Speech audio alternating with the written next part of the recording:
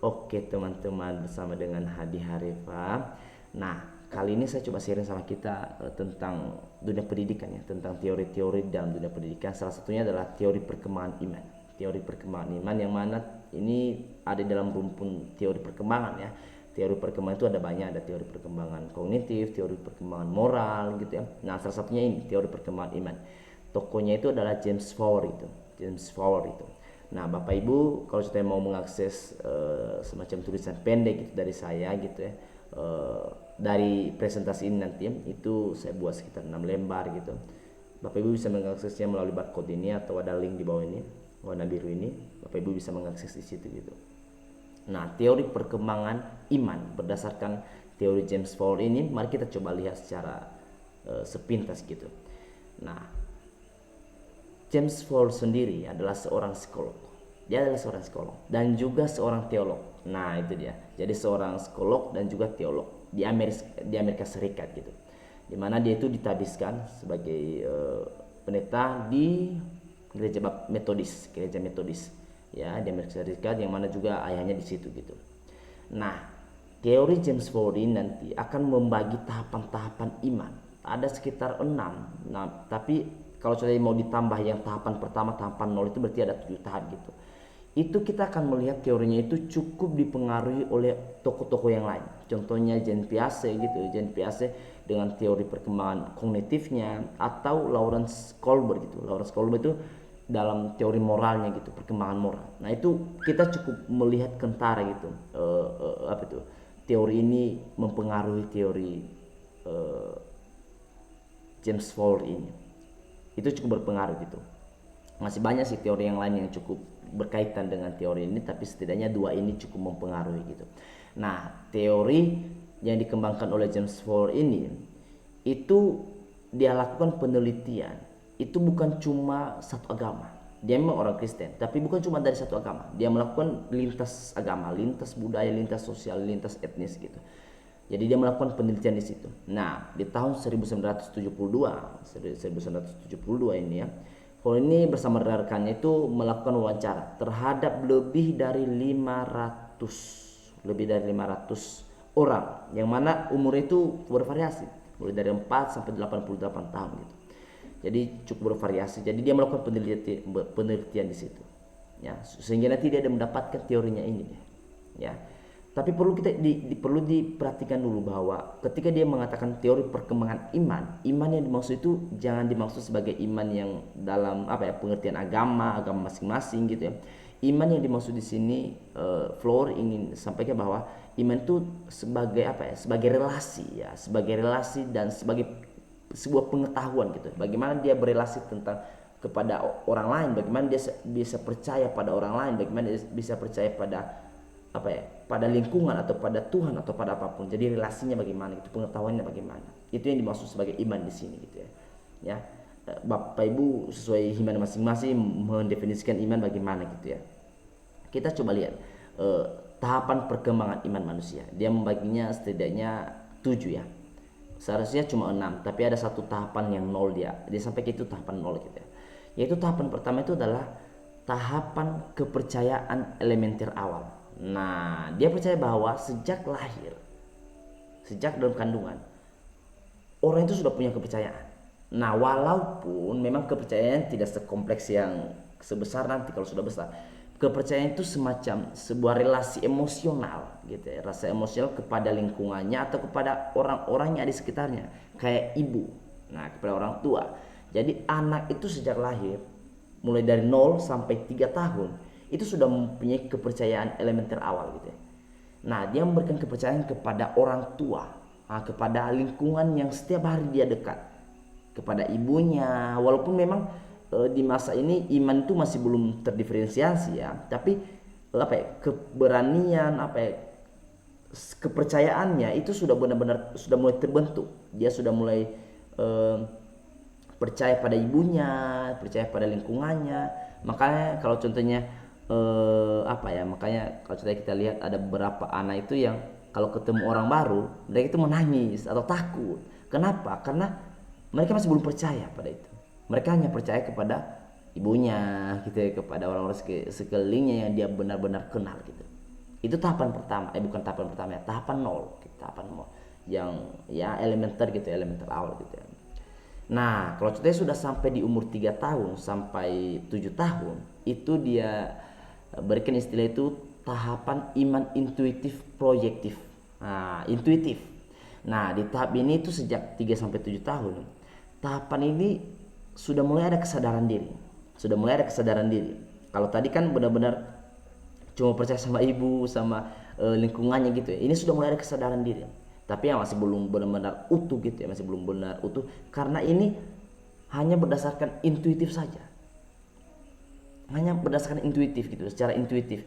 Dia percaya pada sesuatu hanya secara intuitif saja. Apa yang dia dengar, apa yang dia lihat itu dia pakai saja, dia dengar lalu dia lakukan gitu, dia lakukan. Dan di tahap ini tuh dipenuhi dengan apa ya, dengan fantasi, dengan fantasi, dengan imajinasi.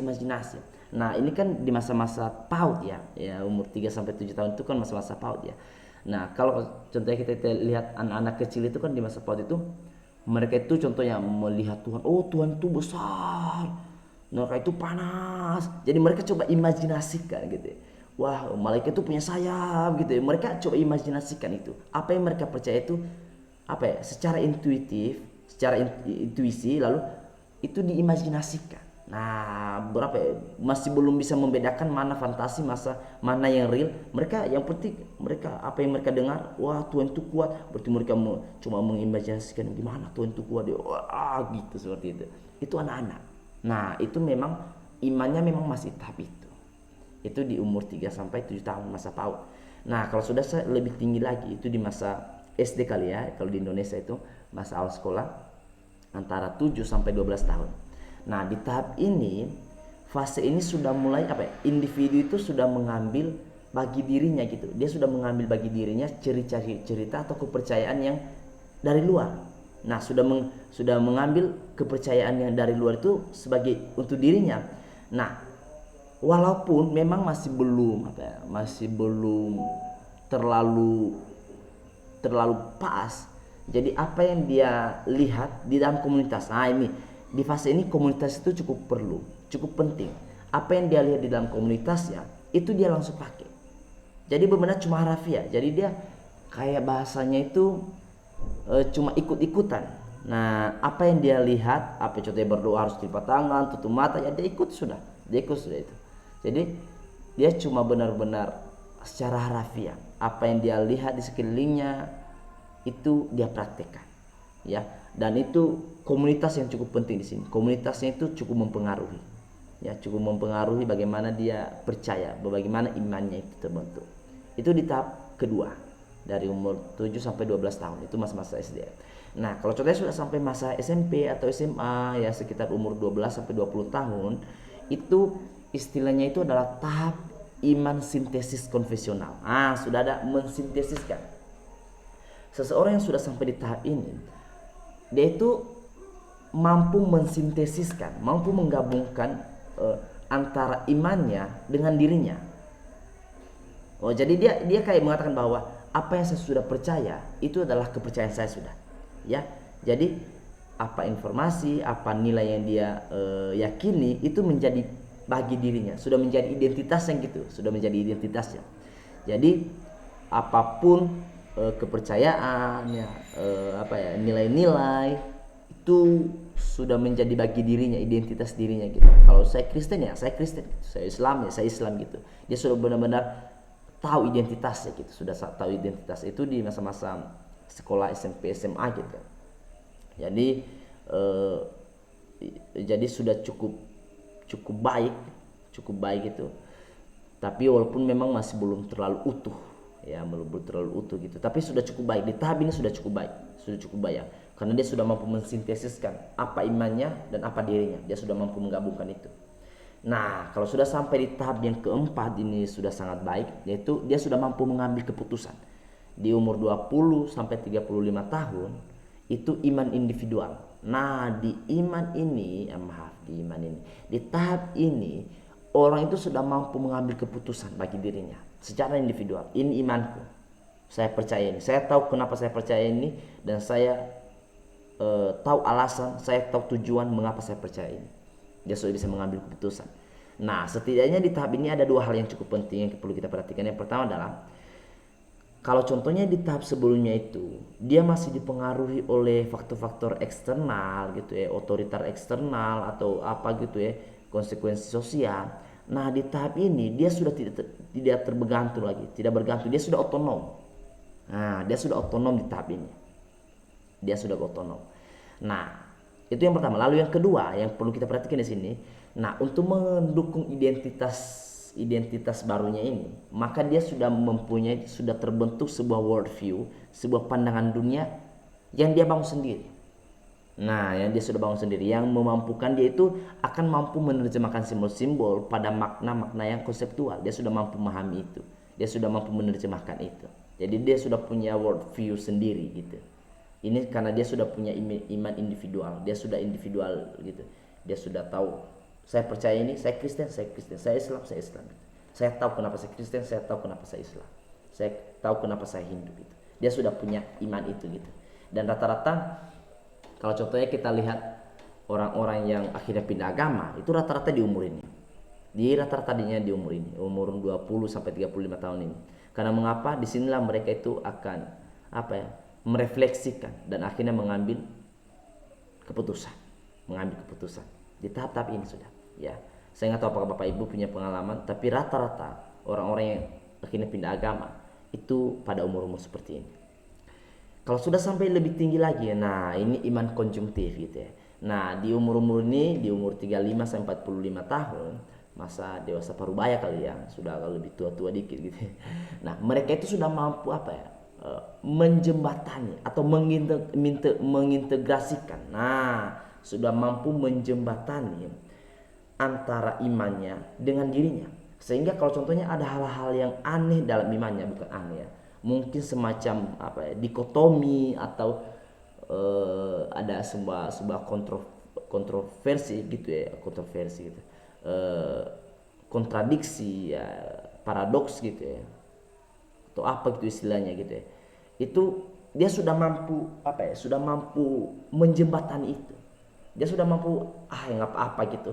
Karena ingat, iman itu bisa dilihat dari berbagai perspektif. Nah, itu dia sudah mampu, nggak apa-apa. Nggak apa-apa. Ini imanku, ini diriku, saya sudah bisa ada jembatan di situ. Dia sudah mampu di situ. Dia sudah mampu begitu. Bentar Bapak Ibu, saya cas laptop dulu.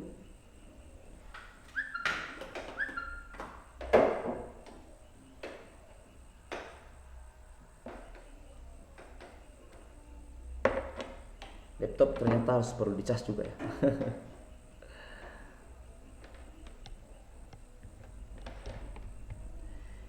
Nah, itu iman konjungtif.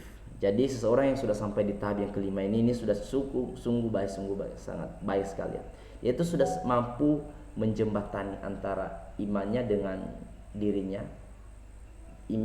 imannya dengan hal-hal yang paradoksial gitu, hal yang ya semacam dikotomi gitu. Dia sudah mampu melihat dari sudut pandang yang berbeda gitu. Dia sudah cukup terbuka di sini. Dia sudah cukup terbuka gitu. Sudah cukup terbuka. Itu kalau sudah sampai di tahap itu. Kalau sudah sampai di tahap ini, maka selanjutnya itu adalah tahap yang keenam, yang tahap terakhir. Menurut James Fowler ini tahap terakhir, yaitu iman yang diuniversalisasikan, yaitu pencerahan gitu. Dia sudah mampu Dia sudah mampu melihat kepentingan orang lain itu lebih penting. Nah, ini ya umurnya belum kita nggak bisa pastikan umurnya ini. Yang penting orang-orang ini sudah mampu melihat orang lain itu lebih penting. Nah, itu sudah mampu sampai segitu ya, altruis gitu. Seperti itu. Dia kalau contohnya yang tadi itu di tahap yang kelima itu, mereka sudah tahu apa itu penting iman, itu keadilan, kebaikan, hubungan lintas agama, mereka sudah paham itu. Di tahap keenam ini ada semacam aktualisasi moral. Ada semacam aktualisasi diri melalui kebaikan-kebaikan. Nah, jadi mereka berbuat baik, mereka melakukan pengorbanan pada orang lain. Nah, seperti itu. Salah satunya beberapa tokoh gitu ya, memberikan contoh itu adalah kayak macam Bunda Teresa gitu ya. Wow, dia rela berkorban, rela membantu orang-orang lain gitu ya. Bapak Ibu ya coba searching aja gitu ya, gimana Bunda Teresa. Ya, banyak tokoh menganggap bahwa beliau sudah sampai di tahap ke-6 ini. Sudah sampai tahap ke-6 ini. Mungkin ada contoh-contoh yang lain sih, mungkin ada contoh yang lain. Nah, ini tahapan-tahapan iman yang dibangun oleh James Ford. Jadi ada 6 tahap. Tahap yang pertama tadi tahapan elementer. Jadi ada 6 tahap yang dia bagi. Nah, ini cukup baik sebenarnya, cukup baik. Maka ketika saya mencoba melihat ini, maka saya mencoba melihat apa sih pendekatan guru dan orang tua berdasarkan teori ini. Nah, mari Bapak Ibu, saya coba share sama kita apa sih pendekatan yang perlu dilakukan guru dan juga orang tua. Kita mulai dari guru. Pendekatan pembelajaran oleh guru berdasarkan teori James Ford ini. Ya, jadi ada pendekatan yang bagus. Yang pertama adalah saya coba lihat ada 3 setidaknya, ini kategori umum dulu. Nanti saya baru rinci per tahap-tahap. Setidaknya ada 3 hal yang perlu disesuaikan dengan guru. Yang pertama adalah isinya. Nah, isi pengajaran tentang iman itu harus disesuaikan dengan umur. Kalau contohnya Bapak Ibu mengajar agama Kristen atau mengajar agama yang lain, sesuaikan isinya. Jangan iman yang cukup kompleks gitu diajarkan kepada anak TK, anak SD, jangan. Masih belum masa mereka. Masa TK itu kan masa apa tadi? Intuitif gitu ya. Mereka cuma imajinasi gitu ya. Masa ajarkan masa-masa apa itu? Pengajaran iman yang lebih kompleks. Enggak, itu enggak cocok. Ya, itu enggak cocok gitu. Sedangkan kalau masa-masa SD gitu ya, itu kan mistis tadi ya. Iman yang mistis itu cuma apa itu? Apa yang dia lihat gitu ya dalam komunitas ya, dia ikuti gitu. Nah, kalau ajarkan masalah-masalah iman yang cukup kompleks, ya jelas lah nggak bisa gitu. Jadi kita sesuaikan antara isi dengan tahapannya. Itu yang pertama. Lalu kita juga menyesuaikan metodenya. Sesuaikan metode dengan tahapan imannya. Jangan lakukan metode ceramah kepada anak TK. Nggak cocok. Ingat tadi masa-masa TK itu adalah tahapan iman intuitif. Mereka imajinasi. Ya, alat peraga itu penting. Nah, jangan samakan dengan anak SMA. Permasalahan mereka berbeda. Itu tadi kan SMA itu masalah sintesis gitu. Bagaimana mereka menghubungkan. Nah, jadi caranya beda, metodenya beda. Juga di dalam hal evaluasi. Nah, ketika kita sudah tahu tahapan-tahapan ini, kita mengevaluasinya berdasarkan tahapan itu. Jangan evaluasi orang kayak gini. Aduh, ini anak ini berdoa itu dia cuma ikut-ikutan saja. Wah, bagaimana ini anak? Padahal dia masih baru SD. Nah, memang dia ikut-ikutan, memang SD itu masanya ikut-ikutan memang.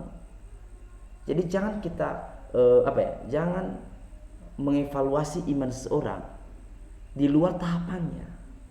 Jadi itu untungnya kalau kita tahu tahapan ini. Jadi kita tahu memang tahapannya begitu, memang dia cuma ikut-ikutan, memang harafiah, mistis harafiah, yang kayak gitu ya. Jadi setidaknya 3 ini itu secara umum gitu. Nah, kita coba lihat secara bertahap. Tahap elementer tadi tahap 0 gitu. Nah, yang kita bisa berikan sebagai guru kan rata-rata di 0 sampai 3 tahun ini belum sekolah ya. Apa yang kita bisa berikan? Nah, mungkin ada yang sudah sekolah kayak KB, SPSSK atau apa gitu, atau TPA. Nah, yang kita bisa berikan sebagai guru adalah kita coba buat parenting gitu untuk orang tua itu memahami pentingnya relasi antara mereka dengan anak. Nah, itu yang bisa kita berikan sebagai guru. Yang bisa kita berikan kayak gitu. Jadi kita bisa berikan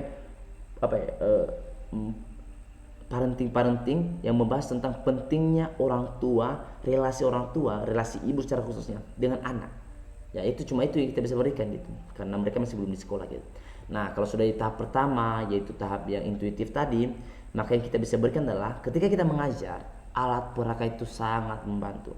Untuk Bapak Ibu yang mengajar PAUD, penting sekali alat peraga itu, karena ingat anak-anak itu mereka itu imannya itu intuitif, imajinasi. Makanya alat peraga itu penting supaya membantu mereka gitu, karena itu penting bagi mereka.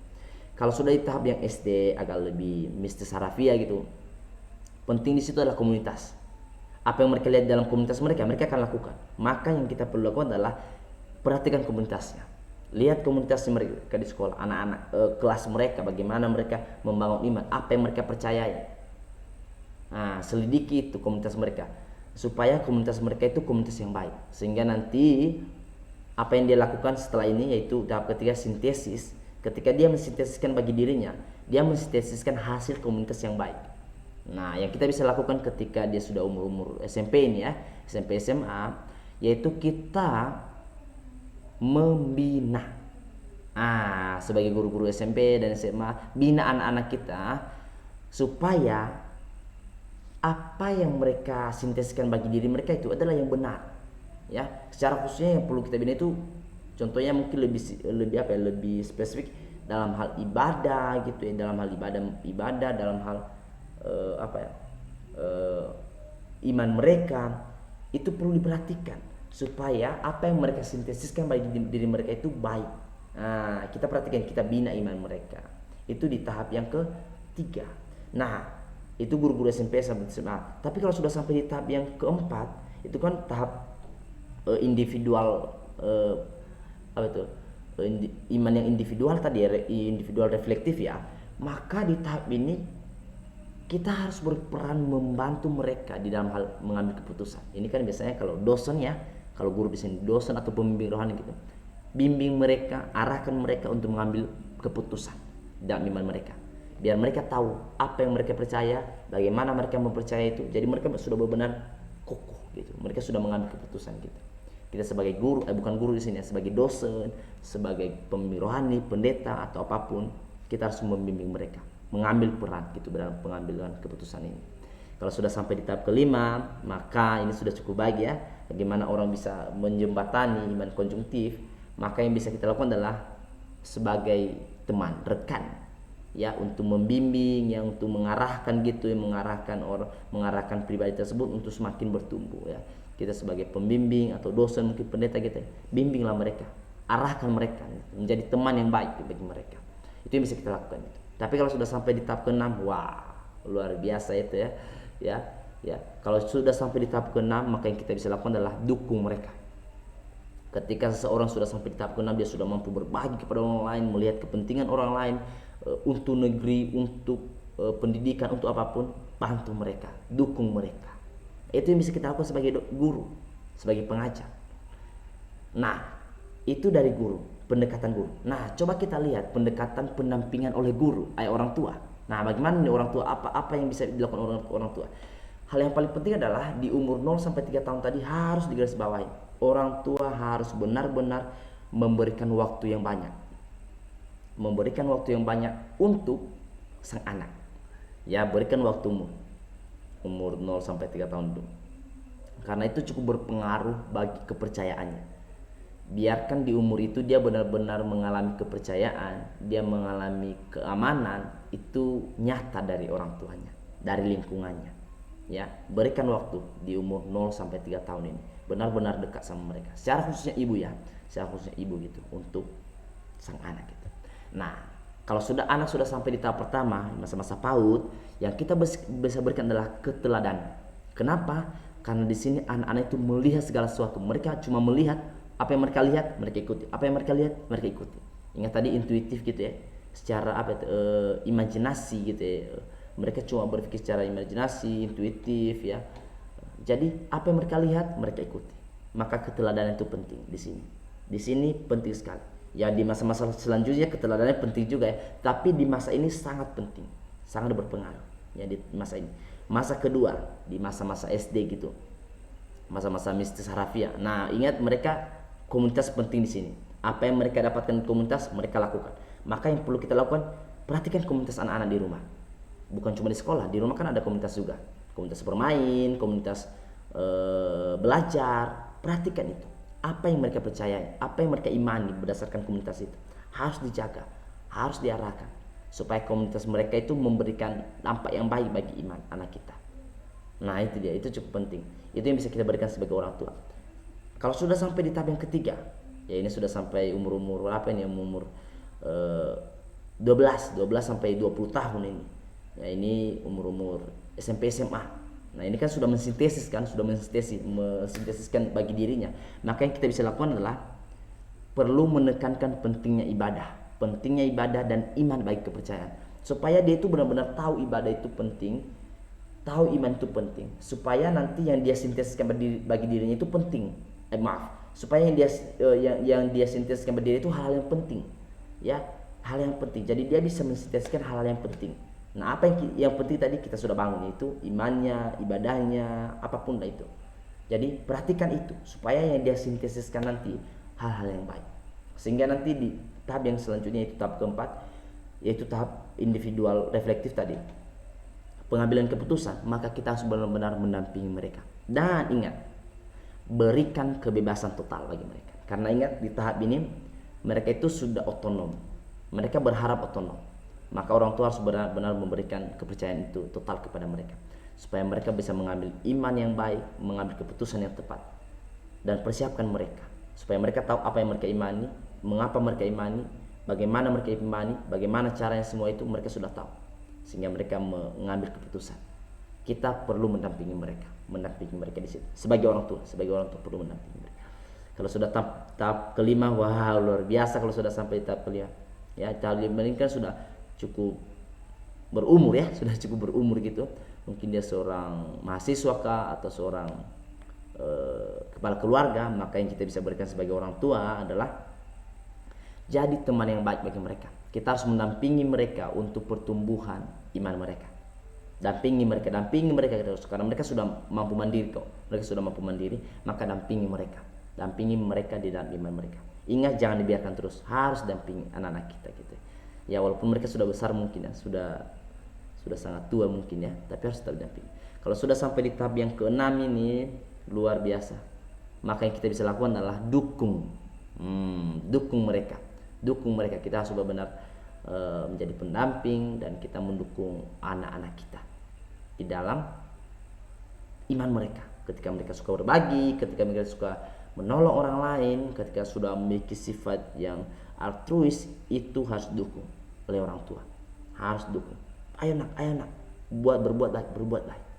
Ya, pentingkan orang lain, pentingkan negara, pentingkan pendidikan. Nah, harus dukung. Itu yang bisa kita berikan. Jadi setidaknya itu Bapak Ibu, pendekatan yang bisa dilakukan oleh orang tua, dan tadi pendekatan oleh guru. Nah, dari teori ini, maka pendapat saya secara pribadi, teori ini sangat baik membantu kita sebagai guru dan juga orang tua. Membantu kita sebagai orang tua dan guru untuk menyusun isinya, metodenya, caranya, pendampingannya. Itu cukup membantu kita. Dengan kita tahu tahapan-tahapan ini, maka kita bisa menyesuaikan gitu dengan baik, sehingga anak-anak kita itu bisa memiliki iman yang kokoh gitu. Dan puji Tuhan kalau sampai bisa tahap yang keenam gitu. Kalau contohnya dilihat dari perspektif teologi Kristen, maka saya melihat bahwa teori ini masih sangat relevan. Sehingga saya sebagai penulis atau yang mempresentasikan, saya sangat berterima kasih kepada James Fowler bahwa dia telah memberikan sumbangsi bagi dunia pendidikan, dengan teori perkembangan imannya ini. Ini pendekatannya ini secara psikologi ya, dan juga teologis, dan banyak hal yang mempengaruhi, dan ini cukup relevan. Bahkan saya lihat ini bukan cuma relevan untuk orang-orang Kristen, ini juga semua agama relevan gitu. Bagaimana anak-anak manusia itu memiliki tahapan-tahapan iman yang baik gitu. Ya, semoga ini bisa menjadi berkat untuk Bapak Ibu, dan saya akan coba sharing lagi nanti teori-teori dalam dunia pendidikan ya, mungkin dalam waktu-waktu selanjutnya ya, dan semoga itu bisa menjadi berkat bagi Bapak Ibu. Terima kasih ya. Tuhan Yesus memberkati Bapak Ibu sekalian. Amin.